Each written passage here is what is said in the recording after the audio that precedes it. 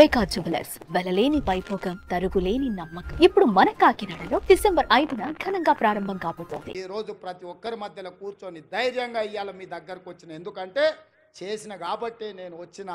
చేసింది చెప్పుకోవడంలో మేము కాస్త వెనకబడ్డామని మా బట్టి గారు అంటుంటారు. నిజమే, పనిలో పడి చెప్పుకునేదే మర్చిపోయినాం. ఎందుకంటే మనకు ఆడంబరాలు ముందు నుంచి తెలియదు. మనకు పని చేసుడు తప్ప పాలమూరు వాళ్ళకి ఏమన్నా తెలుసా? రోజుకి 8 గంటలు 10 గంటలు 12 గంటలు ఏడికి పోయినా చెమట వచ్చే వరకు రక్తం చిందే వరకు పనిచేసే తత్వమే మనది తప్ప గొప్పలు చెప్పుకునేది మనకి ఎవరికని తెలుసా? నేను కూడా మీలో ఒకనే, మీలాంటోనే కష్టపడడం తప్ప నాకు గొప్పలు చెప్పుకునేది తెలుసా? అందుకే ఇవాళ ఈ సంవత్సరంలో నేను పనిలో పడితే వాళ్ళు అలసుగా తీసుకొని ఇవాళ అడ్డగోలుగా మాట్లాడుతున్నారు. ఇక నేను మాట్లాడను, మీరే మాట్లాడాలి, మీరే జవాబు చెప్పాలి. మీ రైతులే నా బ్రాండ్ అంబాసిడర్లు, మీరే పాలమూరు బిడ్డలకు మీరే బ్రాండ్ అంబాసిడర్లు. మీలో ఒక్కొక్క యువకుడు ఒక రేవంత్ రెడ్డి తెలంగాణ రాష్ట్రం నలుమూలల ప్రభుత్వం చేస్తున్న పనులను, పాలమూరులో జరుగుతున్న అభివృద్ధిని మీరే నలుదిక్కుల చాటాలి. మీరే నా బ్రాండ్ అంబాసిడర్లు. ఈ 5 ఏళ్ళు ఒక్క రోజు కానీ, ఒక్క గంట కానీ, ఒక నిమిషం వృధా చేయకుండా ఈ ప్రజల కోసం పనిచేయడమే నా బాధ్యత. ఆ పనిని నేను నెరవేర్స్తా. మన కష్టపడే తత్వం ఎక్కడికి పోయినా పోదు, అది మన రక్తంలో ఉంది. ఏడ ఉన్నా, అది దుబాయ్లో పోయినా, బొంబాయిలో పోయినా, అమెరికాకు పోయినా, పాలమూరు జిల్లా ప్రజలకు కష్టపడే లక్షణం ఉంది, చెమటగార్చే లక్షణం మనకుంది.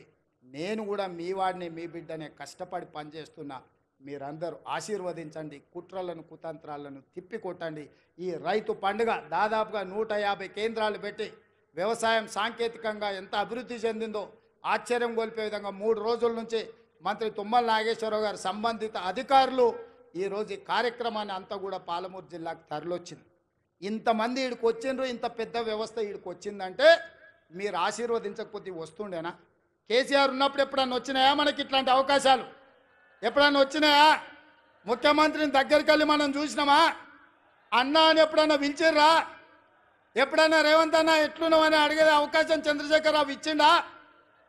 ఆయన ఎక్కడుండేనో ఎట్లుండేనో మనకు తెలియదు.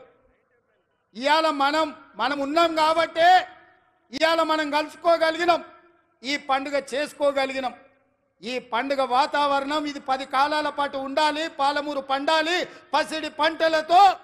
20 లక్షల ఎకరాలు కనీసం జితేందర్ రెడ్డి గారు చెప్తున్నారు, కరెక్ట్ 2 ఏళ్ళు కష్టపడితే 20 లక్షల ఎకరాలకు నీళ్ళు ఇవ్వచ్చు అని. వారి మాటతో నేను ఏకీభవిస్తున్నా. నా బాధ్యత అది.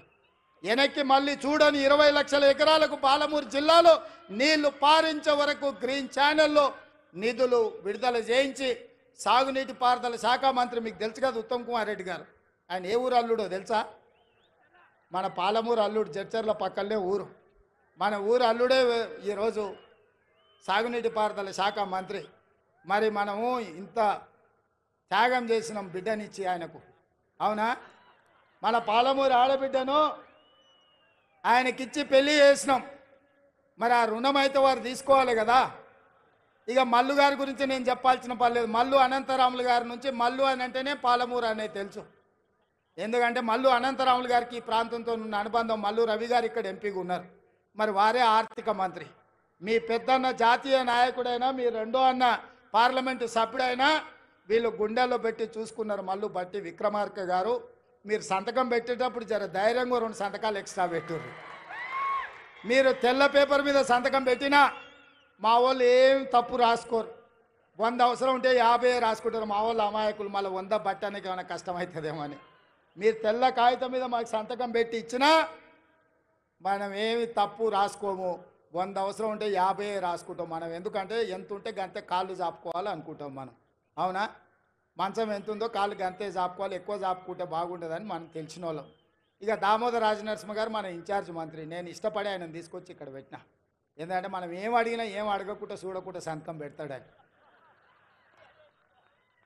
ఆయనకు చదువు బాగొచ్చు, ఇంగ్లీష్ కూడా వచ్చు, కానీ నేను అడిగితే చదవకుంటే సంతకం పెడతాడని అన్నను మన పాలమూరు జిల్లా ఇన్ఛార్జ్ మంత్రిగా తీసుకొచ్చిన.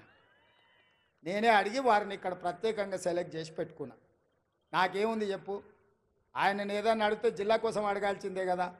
అందుకే మీరందరూ వేదిక మీద ఉన్న పెద్దలందరికీ పెద్ద ఎత్తున సప్పట్లు కొట్టి మనకు అన్నీ ఇవ్వాల్సిందిగా, వెనకాల ఉన్నోళ్ళు కూడా, ఆఖరికి ఉన్నోళ్ళు కూడా మీ సప్పట్లే వాళ్లకు మన విజ్ఞప్తి.